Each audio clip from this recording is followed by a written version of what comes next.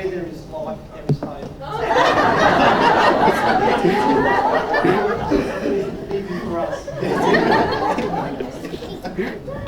So we decided to pray about this and put God first, and this is the result.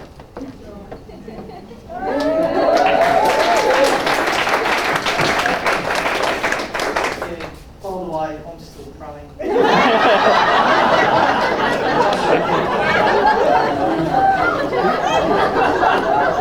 Never give up. So Peter is very blessed having such a lovely life. And today's little chapter in Peter and Jack's life goes without saying that God has put together a well-matched couple, and their marriage will be a blessing to many people. Once again, Peter and Jackie are the very best in the future.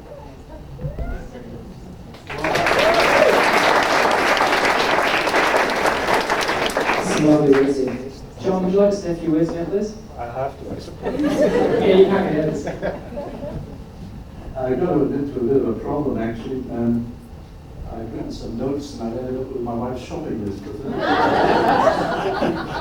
Oh, seriously, if I can add to the thanks that are already being given, I'd like to thank you all for coming and celebrating Jackie and Peter's wedding.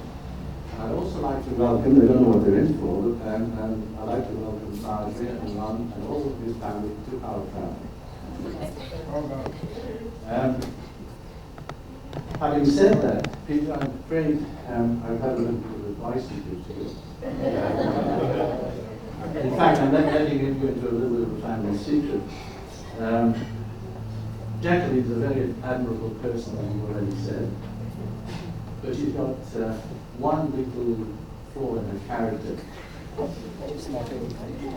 She tends to go walkabout every now and then. The first example we had of this was when we were on holiday in the south of England. I'm sure my wife and I remember this very well. And we were staying in a nice little pub in the south of England, and it was a very warm evening, not unlike the kind of temperature we've got now.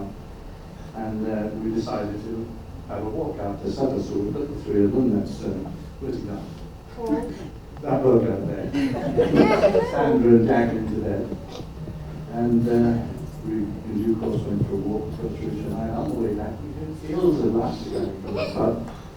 And there was Jacqueline doing her usual walkabouts and walking from one bar to the other, asking for her mummy and daddy. I don't know what everybody's conversance with Lady Godiva, but she was making a perfect impersonation of Lady Godiva.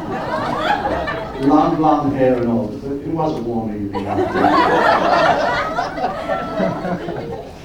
Another example of that habit of wandering around was when I came home from Scotland from work, that is, one evening, and again, her ladyship had disappeared.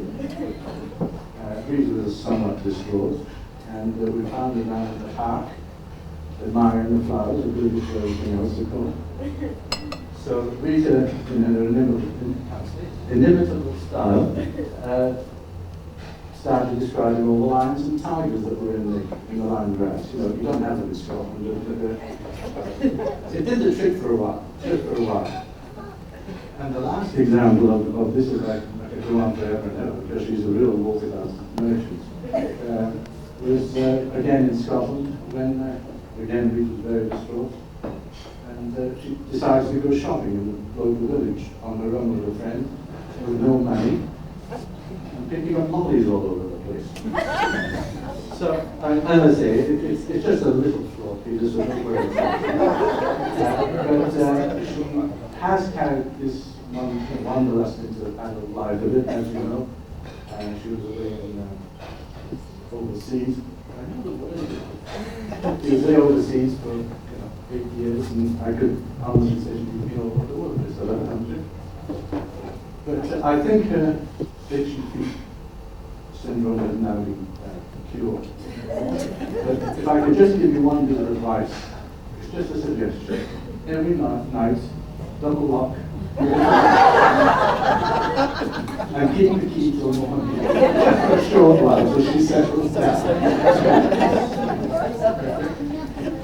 On that note, I'd like to say, those of you will be very happy, and again, welcome to the rest of you. Thank you.